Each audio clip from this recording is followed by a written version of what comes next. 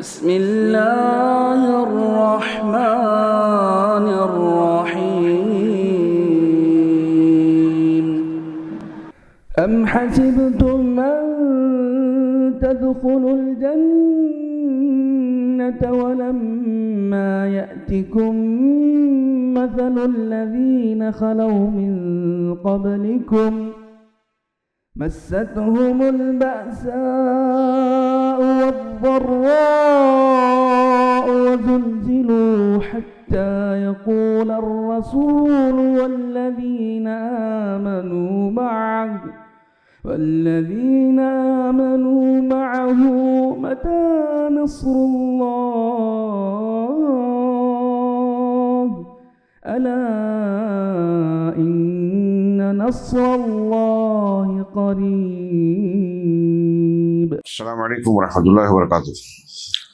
الحمدللہ رب العالمین والصلاة والسلام علی سید المرسلین وعلی آلہ وصحبہ اجمعین ومن تبعہم بإحسان الی یوم الدین۔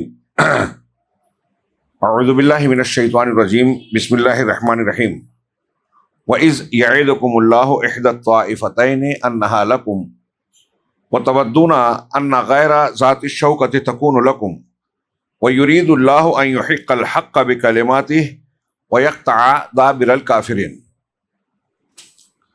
محترم حاضرین، پہلے تو پھر سے گزارش کروں گا کہ جو لوگ درس میں شریک ہیں، سن رہے ہیں، وہ بہت دور دور اگر بیٹھے ہیں تو قریب آ جائیں۔ سنت کا، نبی صلی اللہ علیہ وسلم کا یہی طریقہ اور تعلیم ہے۔ ہماری گفتگو غزوہ بدر کے اختتامی امور اور اس کے متعلقہ بعض ایسے واقعات سے متعلق جاری تھی جس میں صحابہ کرام رضوان اللہ علیہم اجمعین کی ایمان پرور جو ہے قربانیاں ہمارے سامنے ہیں کہ کس طریقے سے اسلام اور ایمان کے تقاضے کی تکمیل کرتے ہوئے، اس کے رشتے کو نبھاتے ہوئے انہوں نے اپنے خونی رشتوں کی بھی پرواہ نہیں کی۔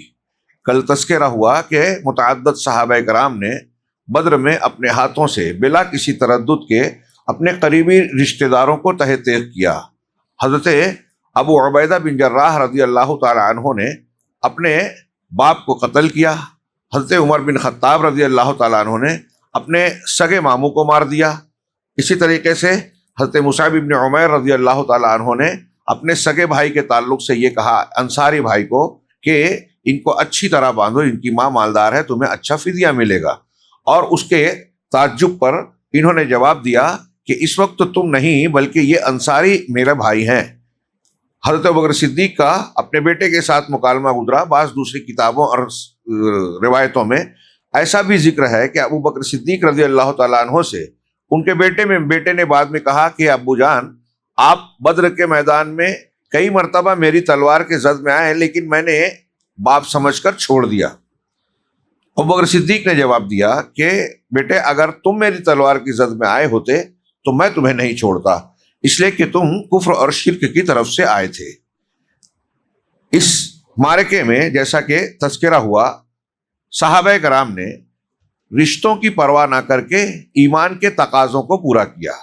اور میں نے اشارتاً درس کے اخیر میں کل عرض کیا تھا کہ اللہ رب العالمین نے قرآن میں متعدد آیات میں اس سلسلے میں نے ایک آیت پیش بھی کی تھی، لا تجد قوما یؤمنون باللہ والیوم الآخر۔ یہ ولا اور برا کا جو معاملہ ہے اس کو بہت ہی واضح انداز میں پیش کیا۔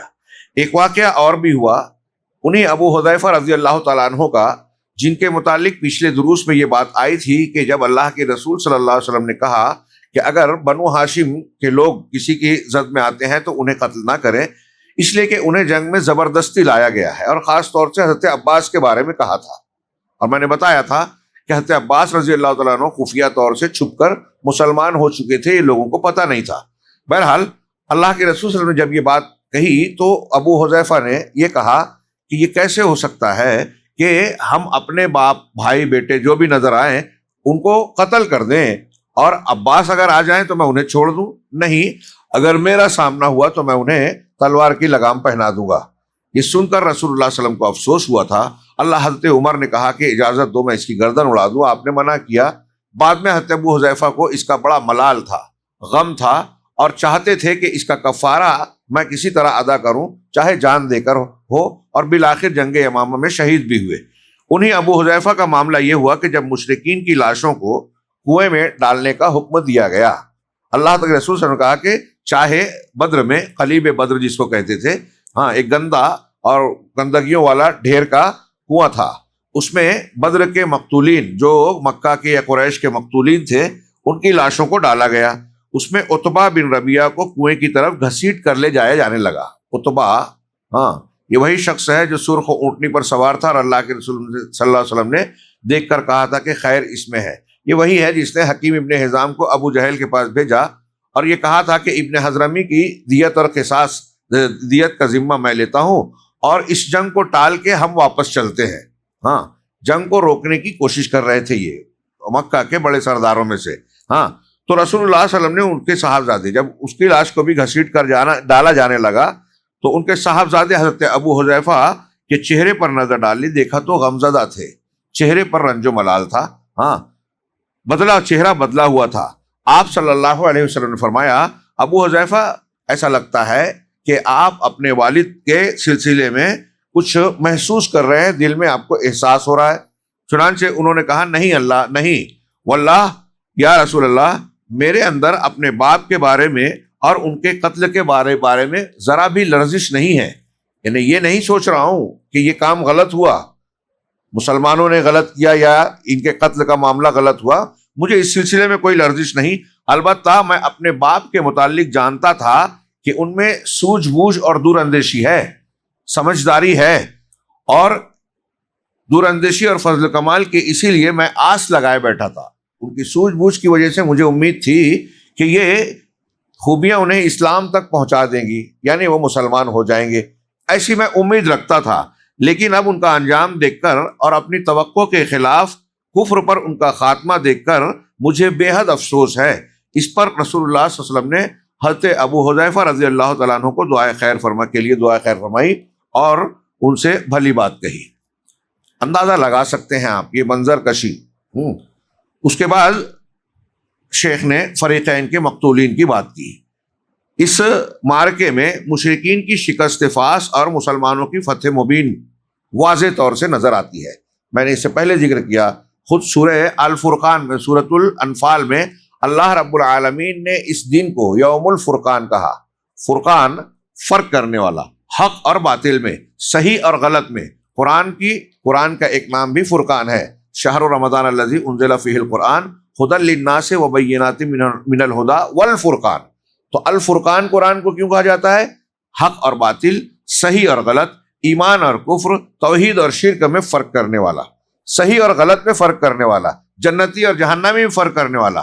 ایسے ہی بدر کا معرکہ جب دو فریق میں ہوا تو ان دونوں فریقوں کے سلسلے میں بہت ہی واضح طور پر، وہ زمانہ ہی نہیں، آج بھی اگر کوئی غیر مسلم پوری کنڈیشنز اور پس منظر کو، بیک گراؤنڈ کو سامنے رکھ کر غزوہ بدر کا مطالعہ کرے اور اس میں دونوں فریق کی حالت اور حیثیت پر غور کرے، پھر نتیجہ دیکھے، تو وہ بھی پکار اٹھے گا، چاہے اس کو فرشتوں پر ایمان نہ ہو، اللہ تعالیٰ کی اس مدد پر ایمان نہ ہو جو قرآن میں بیان کیا گیا اور ایک مومن مانتا ہے، ہم اور آپ مانتے ہیں، چاہے ایک کافر وہ نہ مانے، لیکن پھر بھی ظاہری بنیاد پر بھی اگر دیکھے تو 313 نہتے، ہتھیار کی قلت، ٹوٹے پھوٹے لوگ اور اس میں ان کی جو ہے سواریاں بھی کم، سب کچھ یہ کمزوریاں ظاہر تھی، اور دوسری طرف 1000 کا لشکر جس میں ہتھیار ہیں، سب کچھ مسلح ہیں اور بہت کچھ اسباب موجود ہیں، سواریاں بھی بھرپور ہیں، ان کا اس طریقے سے آن کے آن میں شکست کھا جانا، بکھر جانا، تیتر بتر ہو جانا، لاشوں کا ڈھیر بن جانا، 70 لاشیں اور 70 قیدی، پھر زخمی الگ، تو یہ کوئی معمولی واقعہ نہیں تھا۔ حق اور باطل کا، ایک تو اسلام اور کفر کی پہلی باقاعدہ جنگ ہوئی، اس سے پہلے سرایا وغیرہ جو ہوئے، لیکن یہ باقاعدہ جنگ پہلی تھی، اور اس میں اللہ رب العالمین نے اس طرح کا معاملہ فرمایا کہ کوئی بھی شخص کھلے طور سے، کھلی آنکھوں سے، اپنے ذہن و دماغ سے یہ جان سکتا تھا کہ جو فریق اس میں فتح پا رہا ہے اس کو اللہ کی مدد حاصل ہے، وہ حق ہے، سچا ہے، اپنی تمام تر کمزوریوں کے باوجود اس کا فتح پانا یہ انسانی بس کی اور انسانی دماغ میں آنے والی بات نہیں تھی۔ خود قرآن نے جو میں نے پھر سے وہ آیت پڑھی جو پہلے جس کا پہلا حصہ گزر چکا سورہ انفال کے آغاز میں، وَإِذْ يَعِدُكُمُ اللَّهُ إِحْدَى الطَّائِفَتَيْنِ، جب اس آیت سے پہلے اللہ نے ذکر کیا کہ یہ خبر لگی کہ قافلہ ابو سفیان کا بچ کر نکل گیا اور ایک لشکر سے مٹ بھیڑ ہونے والی ہے، تو بعض صحابہ کرام کو یہ چیز بری لگی، اللہ کے رسول صلی اللہ علیہ وسلم سے اختلاف کرنے لگے کہ ہم تو قافلے کے لیے نکلے تھے، ہماری تو جنگ کی تیاری نہیں ہے، یجادلونک فی الحق بعد ما تبین، جو قرآن کی آیت ہے۔ ہاں، لیکن آگے اللہ نے فرمایا اس آیت کے بعد وَإِذْ يَعِدُكُمُ اللَّهُ إِحْدَى الطَّائِفَتَيْنِ أَنَّهَا لَكُمْ، اور جب اللہ تم سے وعدہ کر رہا تھا دو گروہوں میں سے ایک تم کو ملنا ہے تمہارے حق میں، یعنی تمہارے ہاتھ آئے گا، قابو میں آئے گا، أَنَّهَا لَكُمْ، لیکن وَتَوَدُّونَ، تم یہ پسند کر رہے تھے، أَنَّ غَيْرَ ذَاتِ الشَّوْكَةِ تَكُونُ لَكُمْ، کہ جو غیر مسلح ہے، وہ قافلہ جس میں فوج نہیں ہے، ہتھیار نہیں ہے، تم چاہتے تھے کہ وہ ہمارے ہاتھ آئے، کیونکہ ایک تو اس میں مقابلے کی سختی جھیلنی نہیں پڑتی، 40 لوگ نگرانی پہ تھے صرف، اور دوسرے یہ کہ اس میں مال بہت تھا، تو تم یہ چاہتے تھے کہ وہ غیر ذاتی شوکا، غیر مسلح جو طائفہ ہے وہ تمہارے ہاتھ میں آئے، ہاں ایسا تم چاہتے تھے، لیکن وَيُرِيدُ اللَّهُ أَن يُحِقَّ الْحَقَّ بِكَلِمَاتِهِ، لیکن اللہ یہ چاہتا تھا، ارادہ یرید ارادہ تھا، اللہ کی چاہت تھی، اللہ چاہتا تھا کہ حق کو غالب کر دے، ثابت کر دے، ان یحق الحق بکلماتی، اپنے کلمات کے ذریعے سے حق کو ثابت کر دے، ویقطع دابر الکافرین، اور کافروں کی جڑ کو اکھاڑ پھینکے کاٹ دے وے۔ اللہ کا یہ فیصلہ تھا، ارادہ تھا، طے کیا تھا۔ اب اللہ کا ارادہ تھا کہ جنگ ہو، صحابہ کرام چاہ رہے تھے کہ قافلہ ملے، ہوا کیا؟ وہی ہوتا ہے جو اللہ چاہتا ہے۔ اس سے یہ بھی پتہ چلا کہ اولیاء اللہ کے چاہنے سے اللہ کی چاہت بدلتی نہیں ہے، اولیاء اللہ کے کہنے سے اللہ کی مشیت اور فیصلہ تبدیل نہیں ہوتا۔ اگر کوئی بندہ یہ کہے کہ مجھے اللہ اولاد نہیں دے رہا ہے، میں فلاں کے مزار پہ چلا جاؤں یا فلاں پیر فقیر اور ولی سے درخواست کرا لوں تو وہ مجھے دلا دیں گے، لوح محفوظ میں یا اللہ کے ارادے میں اللہ نے اولاد نہیں لکھی تھی اور یہ بدلوا دیں گے، اگر کوئی ایسا سمجھتا ہے تو اس نے نہ اللہ کو جانا نہ ولی کے مقام کو پہچانا، اللہ کے ساتھ بھی ظلم کیا، اس ولی کو بھی اس کے مقام سے بڑھا کر ظلم کیا، اور اپنے آپ کو اس عمل میں ڈال کے اپنے آپ پر ظلم کیا۔ شرک ہر اعتبار سے ظلم ہوتا ہے۔ قرآن کو اگر پڑھیں تو اس طرح کی آیتیں جگہ جگہ ہمارے عقیدے کی اصلاح بھی کرتی ہیں، ہمارے ایمان کو مضبوط بناتی ہیں، بندگی کے لیے ہم کو ابھارتی ہیں۔ اللہ رب العالمین کی چاہت تھی کہ اب دیکھیے کہ غزوہ بدر کے بعد جو اللہ چاہتا تھا اور جو ہوا، ہاں نتیجے میں، اور رسول اللہ صلی اللہ علیہ وسلم نے جو فرمایا سیہزم الجمع ویولون الدبر، یہ بھی قرآن کی آیت ہے کہ عنقریب یہ جتھا، یہ فوج ہزیمت کا شکار ہوگی اور پیٹ پھیر کر بھاگے گی، اور ویسا ہی ہوا۔ یہ اللہ کا وعدہ پورا ہوا، اللہ تبارک و تعالیٰ نے کافروں کی جڑ کاٹ دی۔ یہ کوئی چھوٹا موٹا معمولی واقعہ نہیں تھا۔ اس کے نتیجے میں کیا ہوا آگے کے تبصرے میں ہم رحیق المختوم میں کچھ الفاظ پڑھتے ہیں، پھر کچھ باتیں کریں گے۔ یہ معرکہ مشرکین کی شکست فاش اور مسلمانوں کی فتح مبین پر ختم ہوا، اور اس میں 14 مسلمان شہید ہوئے، 6 مہاجرین میں سے اور 8 انصار میں سے۔ ہاں، لیکن مشرکین کو بھاری نقصان اٹھانا پڑا، ان کے 70 آدمی مارے گئے اور 70 قید کیے گئے، جو عموماً قائد، سردار اور بڑے بڑے سربراہدہ حضرات تھے۔ جو مارے گئے قریش مکہ کے لوگ، ان میں زیادہ تر سردار لوگ تھے۔ قلیب بدر میں 24 سرداروں کو ڈالا گیا۔ خاتمہ جنگ کے بعد رسول اللہ صلی اللہ علیہ وسلم نے مقتولین کے پاس کھڑے ہو کر فرمایا، تم لوگ اپنے نبی کے لیے کتنا برا کنبہ اور قبیلہ تھے۔ اللہ کے نبی صلی اللہ علیہ وسلم مکہ میں جب تھے تو آپ کے ساتھ وہ کیا سلوک کر رہے تھے، حالانکہ آپ بھی نہ صرف یہ کہ ان کے رشتہ دار تھے، کئی اعتبار سے احترام کے لائق تھے، اور وہ لوگ کرتے بھی تھے پہلے احترام، لیکن جب آپ نے اعلان نبوت کیا، توحید کی دعوت دی، تو آپ کے ساتھ کیا کچھ نہیں کیا گیا۔ اہل مکہ جس طریقے سے آپ کو ستا سکتے تھے ستا رہے تھے۔ ہاں، تو آپ نے کہا نبی کے لیے کتنا برا کنبہ اور قبیلہ تھے، تم نے مجھے جھٹلایا جبکہ اوروں نے میری تصدیق کی۔ آپ نے نہیں ایمان لایا، آپ لوگ ایمان نہیں لائے، گھر کے لوگ تھے، شہر کے لوگ تھے، اور دوسروں نے مجھے مانا۔ اس سے بڑھ کر اس کی کیا دلیل ہو سکتی ہے؟ ہمارے یہاں جو کہتے ہیں نا، گھر کی مرغی دال برابر۔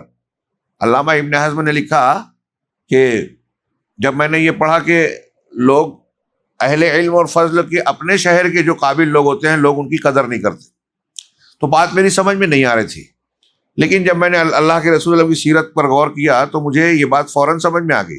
کہ دنیا میں اللہ کے نبی صلی اللہ علیہ وسلم سے اچھا، بہتر، کامل، مکمل، جامع شخصیت تو کوئی ہے ہی نہیں۔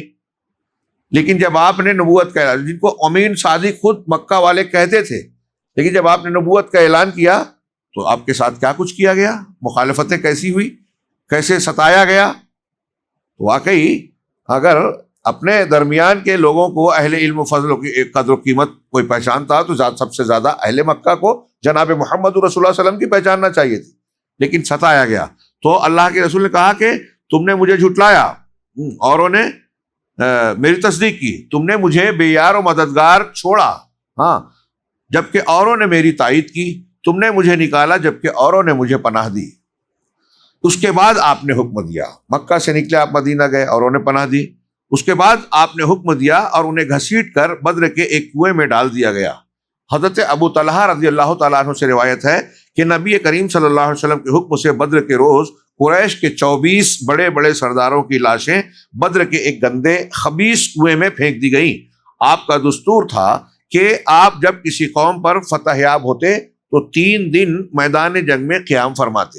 یہ عرب کا بھی دستور تھا کہ شکست فتح پانے والی فوج میدان جنگ میں فتح پانے کے بعد بھی 3 دن قیام کرتی تھی۔ یہ فتح کی تکمیل کا بھی ایک اعلان ہوتا تھا۔ اور آپ اس تناظر میں آگے ہم اگلے کچھ دروس میں غزوہ احد جب پڑھیں گے تو یہ دھیان رہے کہ وہاں مسلمانوں کو ابتدا میں فتح کا کہ آثار ہوئے، بعد میں نقشہ پلٹ گیا، لیکن ہم اس کو لوگ کہتے ہیں کہ ہار گئے، شکست کھا گئے، لیکن پوری شکست نہیں ہوئی، اس لیے کہ وہاں مسلمانوں کو بھی نقصان بھی ہوا ضرور، لیکن مکہ والے جنگ کے بعد وہاں ٹھہرے نہیں، وہ بھی نکل پڑے، ہاں، اور پھر اللہ کے رسول اللہ نے بعد میں تعاقب بھی کیا۔ تو کہا 3 دن میدان جنگ میں قیام فرماتے، چنانچہ جب بدر میں تیسرا دن آیا، آپ قیام کرنے کے بعد اب جب نکلنے کا ارادہ ہو رہا ہے تو تیسرا دن جب آیا تو آپ کے حسب الحکم آپ کی سواری پر کجاوا کسا گیا، تیار کی گئی سواری، اس کے بعد آپ پیدل چل پڑے اور پیچھے پیچھے صحابہ کرام بھی چلے، یہاں تک کہ آپ کنویں کی بار پر کھڑے ہو گئے۔ جس کنویں میں ان سرداروں کی لاشوں کو ڈالا گیا اس کے دہانے پر کنارے پر آپ کھڑے ہو گئے، پھر انہیں ان کا اور ان کے باپ کا نام لے کر پکارنا شروع کیا، اے فلاں ابن فلاں، اے فلاں ابن فلاں، کیا تمہیں یہ بات پسند آتی ہے، خوش آتی ہے کہ تم نے اللہ اور اس کے رسول کی اطاعت کی ہوتی؟ اب تم سوچ رہے ہوگے کہ کاش ہم نے جیتے جی اللہ اور اس کے رسول کی بات مان لی ہوتی، کیونکہ ہم سے ہمارے رب نے جو وعدہ کیا تھا ہم نے اس کو سچا اور برحق پایا۔ کیا تم سے تمہارے رب نے جو وعدہ کیا تھا تم نے اسے پورا پایا، حق پایا، برحق پایا؟ جب آپ یہ فرما رہے تھے تو حضرت عمر رضی اللہ تعالیٰ عنہ آپ کے بغل میں موجود تھے، وہیں موجود تھے۔ حضرت عمر نے عرض کیا، یا رسول اللہ، آپ ایسے جسموں سے کیا باتیں کر رہے ہیں جن میں روح ہی نہیں ہے، یعنی جو مردے ہیں، مرے ہوئے ہیں، ان سے آپ خطاب کر رہے ہیں، وہ تو آپ کی بات سن نہیں رہے ہیں۔ تو نبی کریم صلی اللہ علیہ وسلم نے فرمایا، اس ذات کی قسم جس کے ہاتھ میں میری جان محمد کی جان ہے، میں جو کچھ کہہ رہا ہوں اسے تم ان لوگوں سے زیادہ نہیں سن رہے ہو، تم ان سے زیادہ نہیں سن رہے ہو۔ اور ایک روایت میں ہے کہ تم لوگ ان سے زیادہ سننے والے نہیں، لیکن اتنا فرق ہے کہ یہ لوگ جواب نہیں دے سکتے۔ یہ روایت جو ہے متفق علیہ ہے۔ اب یہاں بعض لوگ اس کو بھی دلیل میں پیش کر کے یہ کہتے ہیں کہ دیکھیے اللہ کے رسول صلی اللہ علیہ وسلم مشرکین مکہ سے خطاب کر رہے ہیں اور وہ سن رہے ہیں، اور آپ کہہ رہے ہیں کہ وہ سن رہے ہیں۔ تو مرنے کے بعد جب مشرکین مکہ کی لاشیں سن سکتی ہیں تو اولیاء اور صالحین اور اللہ کے مقرب اور معزز بندے، ہاں، پیر فقیر، یہ کیوں نہیں سن سکتے؟ ہم قبروں پہ جا کے اگر ان کو پکارتے ہیں تو وہ بھی سنتے ہیں، جواب دیتے ہیں، ہاں، اور جواب بھی دے سکتے ہیں۔ اس میں عجیب عجیب واقعات جوڑے گئے کہ کسی قبر سے جواب آ رہا ہے، کوئی اندر سے کچھ اپنے مرید کو ہبہ بھی کر رہا ہے۔ ہاں، راستے میں ایک واقعہ بتایا کہ راستے میں گزر رہے تھے، ایک صاحب کے ساتھ ایک لونڈی کو دیکھا، بہت خوبصورت ہے، دل آ گیا، ہاں، لیکن کچھ بولا نہیں۔ اس کے بعد جب مزار پہ پہنچے تو اندر سے جب یہ بولے تو اندر سے آواز آئی کہ میں جانتا ہوں کہ تم کو وہ کنیز بہت پسند آئی۔ کہا اچھا، کیسے پتا چلا؟ کہا میں جانتا ہوں، میں تم کو اس کو ہبہ کرتا ہوں۔ کہا اس امیر آدمی کی آپ ہبہ کر رہے ہو؟ کہا تھوڑا انتظار کرو۔ تھوڑی دیر بعد وہ آیا اور مزار کے نام اس کنیز کو چڑھاوا چڑھایا اور ان کو ہبہ کر دیا پیر صاحب نے قبر کے اندر سے۔ ایسی بکواس اور بدعقیدگی مسلمانوں میں بیان کی جاتی ہے، سننے والے سنتے ہیں، ہاں، اور اس پر سر دھنتے ہیں۔ یہ میں نے ایک بات بتائی، اب ایک صاحب تو یہاں تک کہ عالم دین کے حوالے سے ہمارے یہاں بیان کیا گیا، ہاں کسی نے ایک لمبا چوڑا واقعہ ہے، میں بیان کروں تو وقت زیادہ ہو جائے گا، ہمارا اثر رہ جائے گا، اس میں انہوں نے یہاں تک بیان کیا کہ امام حنیفہ رحمہ اللہ جب حضرت اللہ کے رسول صلی اللہ علیہ وسلم کے روضہ اطہر پر گئے، قبر مبارک پر، اور سلام کیا تو جواب آیا وعلیکم السلام، ہاں، اور پھر اس کے بعد انہوں نے ہاتھ نکال کر مصافحہ بھی کیا۔ ہاں، اپنے بزرگوں کی بزرگی کو بڑھانے کے لیے اس طرح کی روایتیں گڑھنا یہ کوئی اچھی بات نہیں ہے۔ لوگوں نے اس کی وجہ سے دین کو کھلواڑ بنا لیا، اور پھر اتنا ہی نہیں، ایسے معاملے میں پھر شخصیات کے ساتھ غلو ہوتا ہے۔ میں اکثر ایک جملہ بار بار دہراتا ہوں اپنی تقریروں اور دروس میں، اور وہ لیث بن سعد اور امام شافعی رحمہ اللہ کے قول سے مستفاد ہے۔ ہاں، وہ کیا، میں اکثر کہتا ہوں کہ کوئی ہوا میں اڑے، پانی پہ چلے، آگ میں بیٹھا رہے۔ یہ لیث بن سعد کا قول تھا کہ اگر کوئی شخص ہوا میں اڑتا ہو، پانی پہ چلتا ہو، اور اللہ کے رسول صلی اللہ علیہ وسلم کی سنت یا شریعت کے احکامات کی کھلی مخالفت کرتا ہو، تو جان جاؤ کہ وہ رحمان کا ولی نہیں ہے بلکہ شیطان کا ولی ہے۔ معیار کیا ہے؟ اتباع کتاب و سنت۔ ہاں، کوئی کرتب بازی، کرشمہ بازی، چمتکار دکھانا معیار نہیں ہے۔ وہ جادو ٹونے سے بھی ہو سکتا ہے، شیطان کی مدد سے بھی ہو سکتا ہے، دجال بھی مظاہرہ کرے گا۔ ہاں، اللہ کے رسول نے فرمایا، وہی لیث بن سعد یہی سمجھانا چاہ رہے ہیں۔ امام شافعی سے کسی نے کہا کہ لیث یہ کہتے ہیں، ہاں وہ امام مالک کے ہم پلہ تھے، بہت بڑے امام تھے وہ بھی مصر کے، تو امام شافعی رحمہ اللہ نے کہا کہ لیث صاحب نے سچ کہا لیکن کم کہا۔ اس میں ایک جملہ اور بڑھایا امام شافعی کہ اگر کوئی ہوا میں اڑے، پانی پہ چلے، آگ میں بیٹھ کر کھیلے کودے، بات کرے، اور اس میں ایک جملہ میں بڑھاتا ہوں کہ کوئی ہوا میں اڑے، پانی پہ چلے، آگ میں کھیلے، یا کرامت کھیلے۔ جیسا کہ ہمارے یہاں لوگ تاثر دیتے ہیں، کرامت کسی کا نہیں، لیکن یہ تاثر دیتے کہ پیر صاحب جوش میں آ گئے تو پھر پہاڑ پھینک کے مار سکتے، گھور دے تو دریا اپنا راستہ بدل دے۔ ہاں، ایسا کوئی نہیں ہوتا۔ نبی کریم صلی اللہ علیہ وسلم ہو، انبیاء ہو، فرشتے ہو، کوئی ایسی طاقت نہیں رکھتا الا یہ کہ اللہ چاہے۔ معجزہ کرامت اگر ہوتی ہے، ہم ایمان رکھتے ہیں اللہ کی مشیت، فیصلے اور حکم سے ہوتی ہے، انسان کی طاقت نہیں ہے۔ حضرت عیسیٰ اگر کہتے تھے کم مردے کے لیے، تو ساتھ کہتے تھے باذن اللہ، اللہ کے حکم سے اٹھ، اللہ نے یہ دیا تھا تو ہوا۔ حضرت عیسیٰ علیہ السلام کی یہ طاقت نہیں تھی۔ یہ ایسا نقطہ اور پہلو ہے جو آپ کو ہم کو ہمیشہ دماغ میں رکھنا چاہیے۔ اور ہندوستان پاکستان میں لوگ بزرگوں کے ایسے غلو والے واقعات کے، وہ ایسے تھے، وہ ویسے تھے، انہوں نے مصافحہ کیا، عشاء کے وضو سے فجر پڑی، 40 سال 80 سال پیدا ہونے کے بعد وضو کرنا ہی نہیں پڑا۔ اس طرح کی باتیں بیان کر کر کے جاہل لوگوں کے ذہن و دماغ میں یہ بسایا جاتا ہے کہ جب یہ اتنے پہنچے ہوئے تھے تو جو چاہے کر سکتے تھے۔ آپ ان سے اپنی مشکلات کو آسان بنانے کا سوال کر سکتے ہیں، فریاد طلب کر سکتے ہیں، ان سے مانگ سکتے ہیں۔ یہ اللہ رب العالمین پر نعوذ باللہ دباؤ ڈال کر یا مانگ کر یا ان سے گزارش کر کے آپ کو وہ چیز دلا سکتے ہیں جو اللہ آپ کو نہیں دے رہا ہے۔ ایسا جو مانتا ہے وہ یہ کہہ رہا ہے کہ کیا اللہ اپنے فیصلوں کا مالک نہیں ہے؟ یہ مان رہے ہیں نا، اللہ جو چاہ رہا ہے پیر صاحب اس کو بدلوا رہے ہیں، تو اللہ فعال لما یرید کہاں ہوا؟ غور کرنے کی بات ہے۔ اور ان واقعات میں، ان چیزوں میں، ابھی جو ہم نے آیت پڑھی، واقعات دیکھ رہے ہیں، اس میں ہم محسوس کر سکتے ہیں کہ اللہ رب العالمین جو چاہے کرتا ہے۔ اب یہاں بحث یہ تھی کہ وہ کہتے ہیں کہ دیکھیے اللہ کے رسول صلی اللہ علیہ وسلم نے جب اہل قلیب بدر کے مشرکین کو پکارا اور وہ سن رہے تھے، تو اس سے وہ استدلال کرتے ہیں کہ مردے سن سکتے ہیں۔ یہ انتہائی غلط بات ہے۔ اللہ کے نبی صلی اللہ علیہ وسلم نے اس وقت کہا تھا کہ عمر فاروق اس وقت تم سے زیادہ میری یہ بات سن رہے ہیں، اس وقت۔ تو ہمارا یہ عقیدہ ہے اور قرآن و حدیث سے ثابت ہے، صحابہ کا اتفاق ہے کہ مردے سنتے نہیں ہیں۔ اور آپ غور کیجئے، حضرت عمر، اللہ کے رسول صلی اللہ علیہ وسلم جب ان سے خطاب کر کے بات کہہ رہے ہیں تو حضرت عمر فاروق نے سوال کیا۔ ان کا سوال کرنا ہی کیا بتا رہا ہے؟ ان کے سوال سے ہی ظاہر ہے نا کہ صحابہ یہ مانتے تھے، جانتے تھے کہ مردے سنتے نہیں ہیں۔ اور اللہ کے رسول صلی اللہ علیہ وسلم نے جب کہا تو آپ کہا کہ آپ بے روح اور مردے لوگوں سے کیسے بات کر رہے ہیں؟ تو آپ نے کہا کہ ابھی سن رہے ہیں وہ لوگ تم سے زیادہ۔ کیا مطلب ہوا اس کا؟ کہ یہ ایک اسپیشلٹی اور یعنی خاص معاملہ ہے۔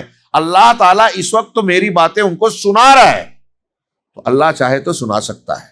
اللہ تعالیٰ نے قرآن میں کہا انک لا تسمع الموتیٰ، آپ مردوں کو سنا نہیں سکتے۔ رسول اللہ صلی اللہ علیہ وسلم سے ہی قرآن مجید میں فرمایا وما انت بمسمع من فی القبور، قرآن کی آیت ہے یہ بھی کہ اور آپ اس شخص کو سنانے والے نہیں ہیں، سنا نہیں سکتے جو کہ قبروں میں ہیں۔ تو رسول اللہ کا یہ فرمان بالکل کلیئر ہے، اس پر ایمان نہیں ہے کیا؟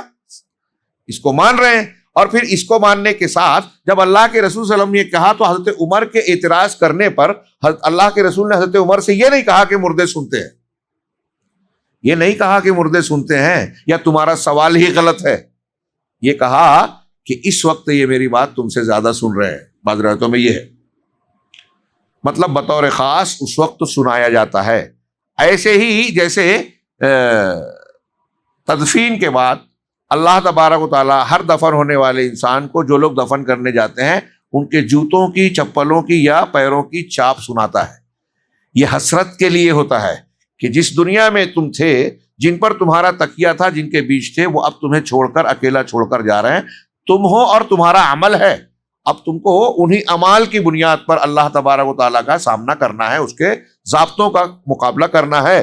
ٹھیک ایسے ہی اللہ تبارک و تعالیٰ نے اللہ کے جب بدر میں مسلمانوں کو فتح اور مشرکین کو شکست دی تو اللہ کے رسول صلی اللہ علیہ وسلم ان سے سوال کر رہے ہیں ہم سے جو وعدہ ہوا تھا ہم نے تو سچا پایا، تم سے جو ہوا تھا پایا کہ نہیں پایا؟ اور یہ پھر تم کو اب خیال آ رہا ہے کہ نہیں کہ ہم نے اطاعت کی ہوتی، ایمان لے آیا ہوتا، لیکن مرنے کے بعد تو اب کوئی چانس نہیں ہے واپس آنے کا اور توبہ کرنے کا۔ تو یہ ان کی حسرت اور عذاب میں اضافے کے لیے تھا کہ اب دیکھو جن مسلمانوں کو آپ مٹانا چاہتے تھے وہ حق ہیں، اللہ کی مدد ہے، اور تم اپنے انجام کو پہنچ کر عذاب جھیلنے کے لیے تیار ہو گئے ہو۔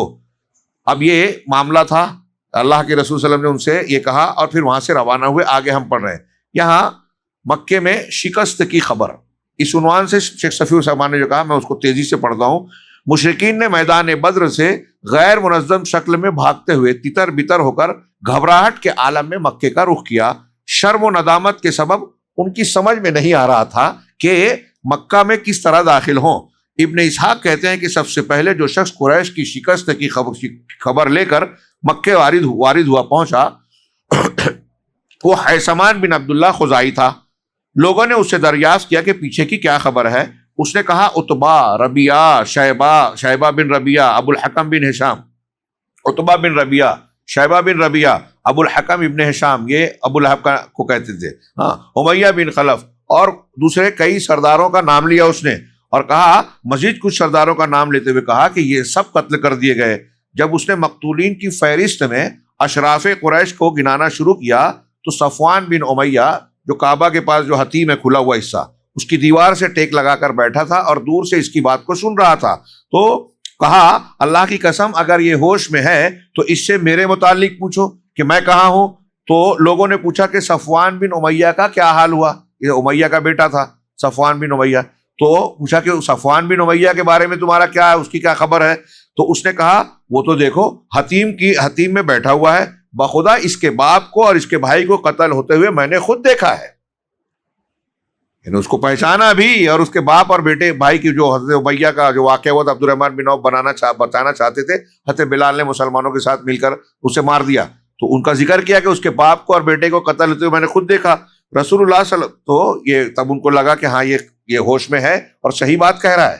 اس کے بعد رسول اللہ صلی اللہ علیہ وسلم کے مولا آپ کے آزاد کردہ غلام ابو رافع کا بیان ہے کہ میں ان دنوں حضرت عباس کا غلام تھا۔ ابو رافع ہمارے گھر میں اسلام داخل ہو چکا تھا، حضرت عباس مسلمان ہو چکے تھے، ام الفضل مسلمان ہو چکی تھی، حضرت عباس کی بیوی ام الفضل، میں بھی مسلمان ہو چکا تھا۔ یہ چھپے ہوئے تھے، اور ام الفضل عورتوں میں جا کے گھر گھر جا کے عورتوں میں تبلیغ کرتی تھی۔ ام الفضل رضی اللہ تعالیٰ عنہ کے ذریعے کئی عورتیں مسلمان ہوئی گھر گھر میں۔ البتہ حضرت عباس نے اپنا اسلام چھپا رکھا تھا۔ ادھر ابو لہب جنگ بدر میں حاضر نہیں ہوا تھا، سارے سرداران قریش گئے تھے، اس نے اپنے ایک مقروض کو اپنی جگہ بھیجا تھا۔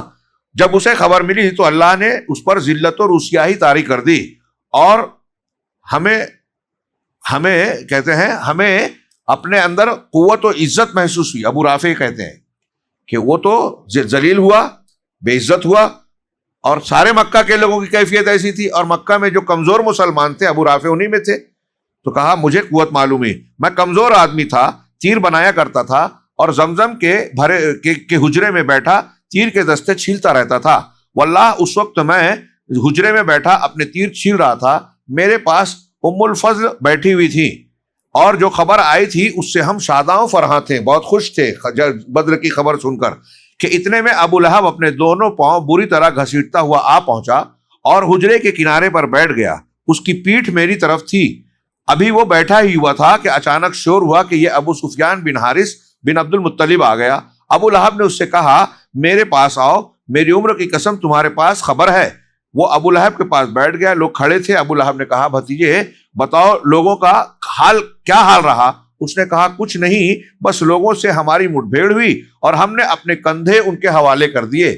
مطلب اپنے کندھے، اپنی مضبوطی، طاقت ان کے حوالے کر دیے. شکست کی طرف ان کے بولنے کا ایک انداز اور محاورے والا، اشارے والی بات تھی. وہ ہمیں جیسے چاہتے تھے قتل کرتے تھے اور جیسے چاہتے تھے قید کرتے تھے، اور خدا کی قسم میں اس کے باوجود لوگوں کو ملامت نہیں کر سکتا. در حقیقت ہماری مٹ بھیڑ کچھ ایسے گورے چٹے لوگوں سے ہوئی تھی جو آسمان اور زمین کے درمیان چتکورے گھوڑوں پر سوار تھے. یعنی فرشتوں کا تذکرہ کر رہے ہیں. اللہ کی قسم نہ وہ کسی چیز کو چھوڑتے تھے اور نہ کوئی چیز ان کے مقابل ٹک پاتی تھی. ابو رافع کہتے ہیں کہ میں نے اپنے ہاتھ سے خیمے کا کنارہ اٹھایا، پھر کہا وہ اللہ کی قسم فرشتے تھے. ہاں، وہ اللہ کی قسم فرشتے تھے. یہ سن کر ابو لہب نے اپنا ہاتھ اٹھایا اور میرے چہرے پر زوردار تھپڑ رسید کر دیا. میں اس سے لڑ پڑا لیکن اس نے مجھے اٹھا کر زمین پر پٹخ دیا اور پھر میرے اوپر گھٹنے کے بل بیٹھ کر مجھے مارنے لگا. میں کمزور جو ٹھہرا، لیکن اتنے میں ام الفضل نے اٹھ کر خیمے کی ایک لکڑی، ایک کھمبا لیا اور اسے ایسی ضرب ماری کہ سر میں بری طرح چوٹ آ گئی، اور ساتھ ہی بولی اس کا مالک نہیں ہے اس لیے اسے کمزور سمجھ رکھا ہے. ابو لہب رسوا ہو کر اٹھا اور چلا گیا. ابو لہب کا یہ معاملہ ابو لہب کا اگلا حصہ بیان کرنے کے لیے اہم ہے. اس کے بعد اللہ کی قسم صرف 7 راتیں گزری تھی کہ اللہ نے اسے عدسہ میں مبتلا کر دیا. عدسہ ایک بیماری ہے، یہ طاعون کی طرح ایک بیماری ہوتی ہے، اس میں بدن پر گٹھلیاں نکلتی ہیں. ابو لہب کو یہ بھی ہو گیا. یہاں ظلم کیا، بدر میں اس کے ساتھیوں کا ساتھی کیفر کردار اور اپنے انجام کو پہنچ چکے تھے، اور اس کا معاملہ تو ایک نشانی تھی، اللہ کی پیشین گوئی تھی قرآن میں. اس کی زیتے جی کئی سال پہلے، اس کی موت سے کئی سال پہلے قرآن میں اتر چکا تھا. تبت یدا ابی لہب وتب ما اغنی عنہ مالہ وما کسب. اگر یہ ایمان لے آتا، سدھر جاتا تو قرآن غلط ہو جاتا، لیکن قرآن اللہ کا کلام ہے. اس کی حقانیت کی یہ دلیل ہے کہ جو اللہ نے کئی سال پہلے کہا کہ ابو لہب تباہ و برباد اور ہلاک ہوا، وہ کئی سال بعد بھی اس کو ایمان کی توفیق نہیں ملی اور بالآخر اسے عدسہ کی بیماری ہوئی. ابو رافع کہتے ہیں کہ عدسہ یعنی طاعون کی ایک قسم ہے ہوئی اور اس کا خاتمہ کر دیا. عدسہ کی گلٹی کو عرب بہت منحوس سمجھتے تھے، عرب لوگ بھی اس کو برا سمجھتے تھے. چنانچہ مرنے کے بعد اس کے بیٹوں نے بھی اسے یوں ہی چھوڑ دیا اور 3 روز تک بے گور و کفن پڑا رہا. میرے مرنے کے بعد اس کی لاش کی یہ حالت تھی کہ سگے بیٹے بھی اس کے قریب جانا پسند نہیں کر رہے تھے، اور ایسے ہی پڑی رہی لاش. اس کے قریب نہ جانا کوئی نہیں جاتا تھا اور نہ اس کی تدفین کی کوشش کرتا تھا. جب ان کے بیٹوں کو یہ خطرہ محسوس ہوا کہ ایسا کرنے سے جو ہے لوگ انہیں برا بھلا کہیں گے کہ باپ مر گیا ہے اور باپ کی لاش کو بھی دفن نہیں کر رہے ہیں، اس کو ٹھکانے نہیں لگا رہے ہیں، تو ایک گڑھا کھود کر اسی میں لکڑی سے اس کی لاش کو دھکیل دیا. کھڈا کھودا اور لکڑیوں سے، لاٹھیوں سے اس کو دھکا دے دے کے اس کھڈے میں ڈال دیا اور اوپر ریت پتھر ڈال کر اس کو ڈھک دیا. غرض اس طرح مکے کو میدان بدر کی شکست فاش کی خبر ملی اور ان کی طبیعت پر اس کا نہایت برا اثر پڑا، حتیٰ کہ انہوں نے مقتولین پر نوحہ کی ممانعت کر دی کہ اس سے مسلمانوں کو خوش ہونے کا موقع نہ ملے. بدر میں سختی سے اعلان کیا کہ مکہ میں سختی سے اعلان کیا گیا کہ بدر کے واقعے میں جن جن گھروں میں لوگوں کی قتل ہوئے ہیں، لوگوں کے گھر کے لوگ قتل کیے گئے ہیں، کسی بھی گھر میں کہیں بھی پورے مکہ میں نوحہ و ماتم نہیں کیا جائے گا، ان کے لیے غم کا اظہار نہیں کیا جائے گا. اس سلسلے میں شیخ صفی الرحمان صاحب نے ایک بڑا دلچسپ واقعہ نقل کیا ہے کہ ایک بوڑھے کے 3 بیٹے بدر میں قتل ہو گئے تھے اور وہ چاہتا تھا کہ نوحہ کرے لیکن اجازت نہیں تھی. وہ جو کسمس آ رہا تھا.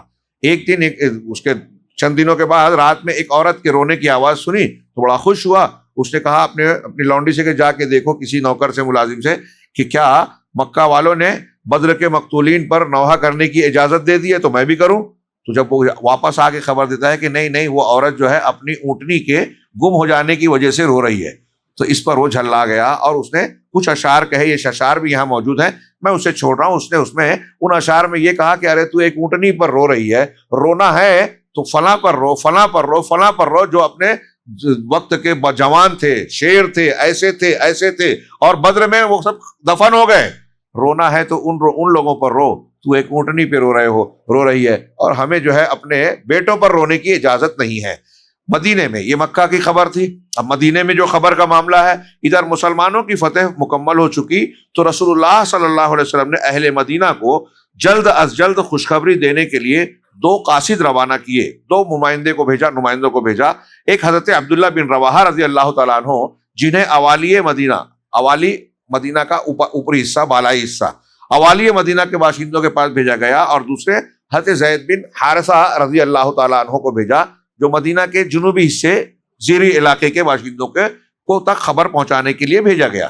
ابھی آپ دیکھ رہے ہیں نقشہ بدر میں جو کچھ ہوا, فتح ہوئی, 3 دن قیام ہو رہا ہے.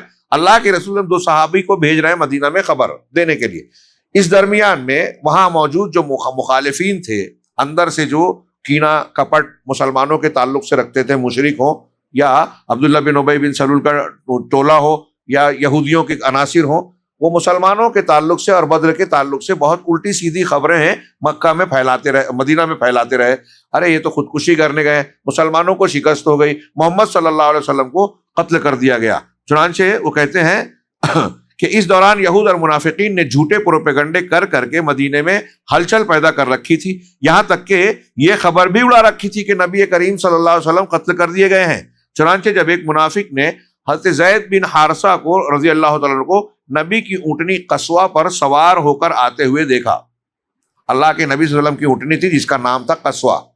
میں نے ابھی کئی جگہ ابھی آتے بھی دیکھا کسی گاڑی پہ قصوہ لکھا تھا, ہاں, لیکن یہ گول ہے سے لکھتے ہیں.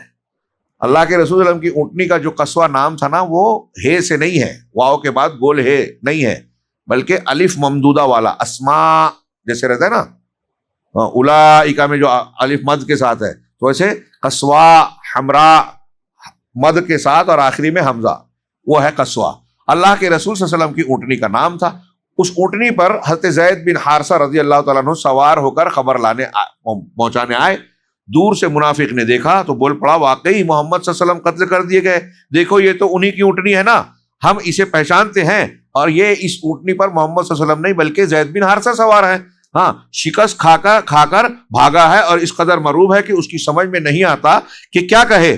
بہرحال جب دونوں قاصد پہنچے تو مسلمانوں نے انہیں گھیر لیا, جہاں جو پہنچا وہاں کے مسلمانوں نے انہیں گھیر لیا, تفصیلات سننے لگے, حتیٰ کہ انہیں یقین آ گیا کہ مسلمان فتح یاب ہو گئے. اس کے بعد ہر طرف مسرت و شادمانی کی لہر دوڑ گئی اور مدینے کے در و بام تحلیل و تکبیر کے نعروں سے گونج اٹھے. وہاں اللہ کا شکر ادا ہوتا تھا, حمد بیان ہوتی تھی کسی کامیابی پر, اور جو سربراہوردہ مسلمان مدینے میں رہ گئے تھے وہ رسول اللہ صلی اللہ علیہ وسلم کے فتح مبین کی مبارکباد دینے کے لیے بدر کے راستے پر نکل گئے. قافلے کی خبر سمجھ کر بہت سے صحابہ جو پیچھے رہ گئے تھے, انہیں جب یہ اطلاع ملی تو پھر اب یہ آگے بڑھ کر مبارکباد دینے کے لیے نکلے. ہاں, حضرت اسامہ بن زید رضی اللہ تعالیٰ عنہ کا بیان ہے کہ ہمارے پاس اس وقت خبر پہنچی جب رسول اللہ صلی اللہ علیہ وسلم کی صاحبزادی, آپ کی بیٹی, جب آپ بدر کے لیے نکل رہے تھے تو آپ کی بیٹی بیمار تھی, اور حضرت عثمان غنی ان کے شوہر تھے, ان کو وہ تیمارداری دیکھ بھال کے لیے اللہ کے رسول نے کہا کہ عثمان تم گھر ہی پر رہو اور دیکھ بھال کرو اپنی بیوی کی. بہرحال رقیہ کو جو حضرت عثمان رضی اللہ تعالیٰ عنہ کے عقد میں تھی, دفن کر کے قبر پر مٹی برابر کر چکے تھے. حضرت اسامہ کہہ رہے ہیں کہ ان کی تدفین, اللہ کے رسول دیکھیے بدر میں بیٹی کا انتقال بھی ہو گیا, کیا یہ بھی قربانی نہیں ہے؟ اور پھر ان کی تدفین کا عمل ہوا, انتظار نہیں کیا گیا. ہمارے ہاں جو 1 دن 2 دن 3 دن لاش روک کے انتظار کرتے رہتے ہیں, ہاں کہ آ جائیں اللہ کے رسول پھر دیکھا جائے گا, نہیں, تدفین ہو گئی. ابھی تدفین کر کے فارغ ہوئے تھے, حضرت اسامہ کہتے ہیں کہ ہمیں خبر ملی بدر سے متعلق. ہاں, ان کی تیمارداری کے لیے حضرت عثمان غنی رضی اللہ تعالیٰ عنہ کے ساتھ مجھے بھی رسول اللہ صلی اللہ علیہ وسلم نے مدینے ہی میں چھوڑ دیا تھا.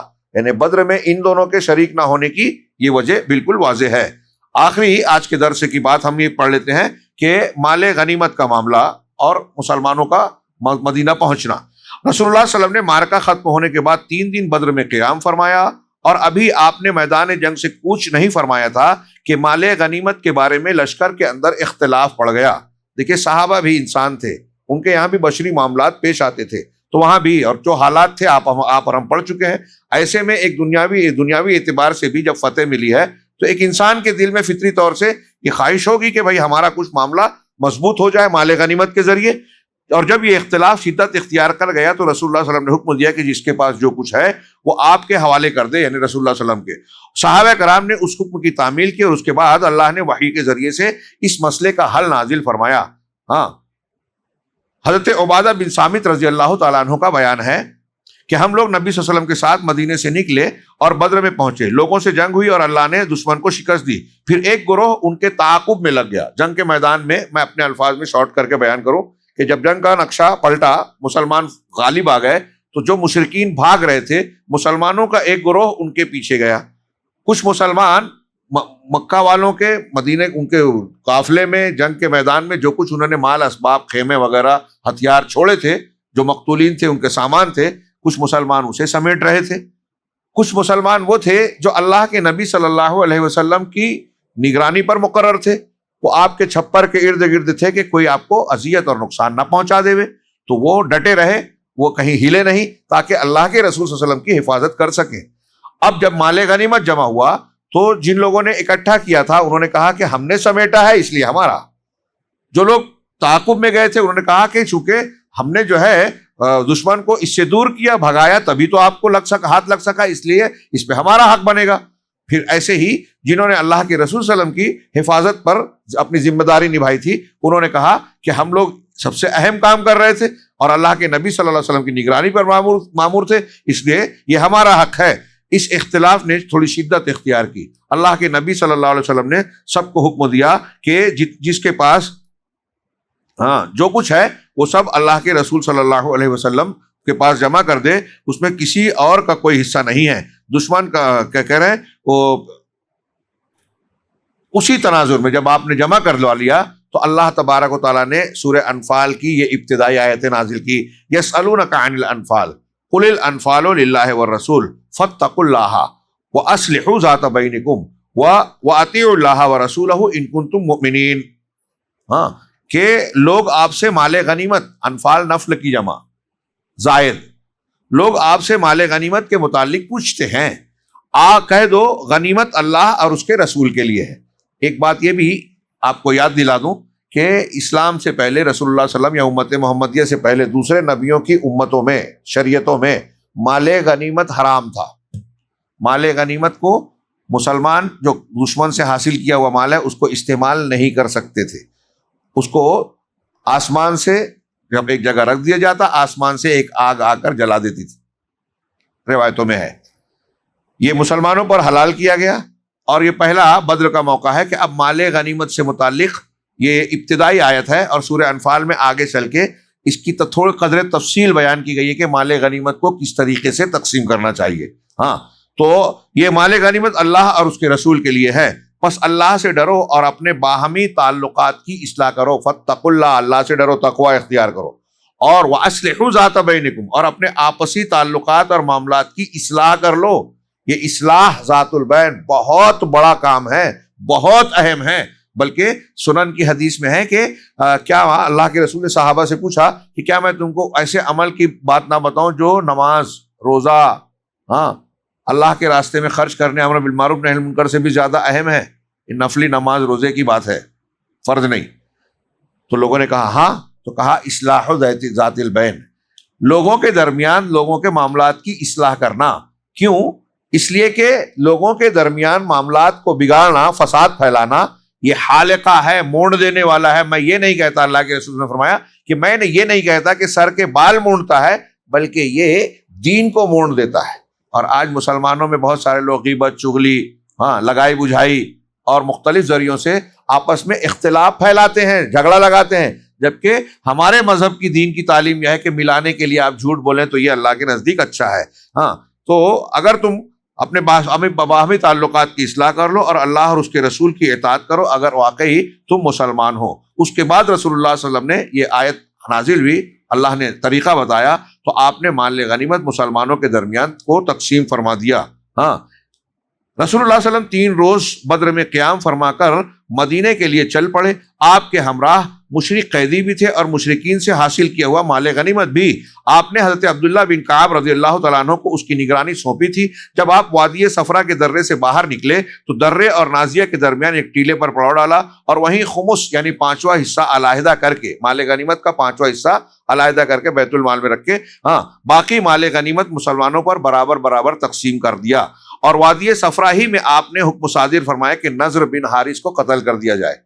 یہاں ایک اور نقطے کی طرف اشارہ کروں کہ اللہ کے رسول صلی اللہ علیہ وسلم اور آپ کے خاندان کے لیے زکوٰۃ لینا حرام تھا، منع تھا، بنو ہاشم اور آپ کے خاندان کو، بنو مطلب وغیرہ بھی شامل ہے، لیکن مال غنیمت میں آپ کو 5ویں حصے کا حکم تھا، اور وہ 5واں حصہ بھی آپ اپنے اور اپنے اہل و عیال کے لیے استعمال کر سکتے تھے، لیکن آپ اس میں سے بھی لوگوں کو تقسیم کر دیتے تھے۔ ہاں، بہرحال وادی صفرا ہی میں آپ نے حکم دیا کہ نضر بن حارث کو قتل کر دیا جائے۔ یہ انتہائی شرارت کرنے والا ایک کافر سردار تھا، اللہ کے نبی صلی اللہ علیہ وسلم کو ستاتا تھا اور آپ کے کلام سے متعلق سوالات اٹھاتا تھا کہ محمد کے جیسا کلام میں بھی بنا سکتا ہوں، یہ دیکھو کہانیاں بنا کے لوگوں میں بیان کرتا تھا۔ اس شخص نے جنگ بدر میں مشرکین کا پرچم اٹھا رکھا تھا اور یہ قریش کے اکابر مجرمین میں سے تھا۔ اسلام دشمنی اور رسول اللہ صلی اللہ علیہ وسلم کو ایذا رسانی میں حد درجہ بڑھا ہوا تھا۔ آپ کے حکم پر حضرت علی رضی اللہ تعالیٰ عنہ نے اس کی گردن مار دی۔ اس کے بعد جب آپ عرق الزبیہ پہنچے تو عقبہ بن ابو معیط کے قتل کا حکم صادر فرمایا۔ یہ شخص جس طرح رسول اللہ صلی اللہ علیہ وسلم کو ایذا پہنچایا کرتا تھا اس کا کچھ ذکر پیچھے گزر چکا ہے۔ یہی آدمی تھا جس نے رسول اللہ صلی اللہ علیہ وسلم کی پیٹھ پر نماز کی حالت میں اونٹ کی اوجھ لا کر ڈالی تھی، اور اسی شخص نے آپ کی گردن پر چادر لپیٹ کر آپ کو قتل کرنے کی کوشش کی تھی۔ حضرت ابوبکر صدیق رضی اللہ تعالیٰ عنہ نے آ کر بیچ بچاؤ کیا، اس کو دھکا دیا اور یہ کہا کہ کیا تم چاہتے ہو کہ ایک آدمی کو محض اس لیے قتل کر دو کہ وہ کہتا ہے میرا پروردگار اللہ ہے؟ اور تو یہ وقت یہ شخص اتنا ستانے والا تھا۔ ہاں، جب نبی کریم صلی اللہ علیہ وسلم نے اس کے قتل کا حکم صادر فرمایا تو کہنے لگا اے محمد بچوں کے لیے کون ہے؟ تو آپ نے فرمایا آگ نا۔ اس کے بعد حضرت عاصم بن ثابت رضی اللہ تعالیٰ عنہ نے، اور بعض سیرت نگار کہتے ہیں، روایت کرتے ہیں کہ حضرت علی نے ہی اس کی گردن بھی مار دی۔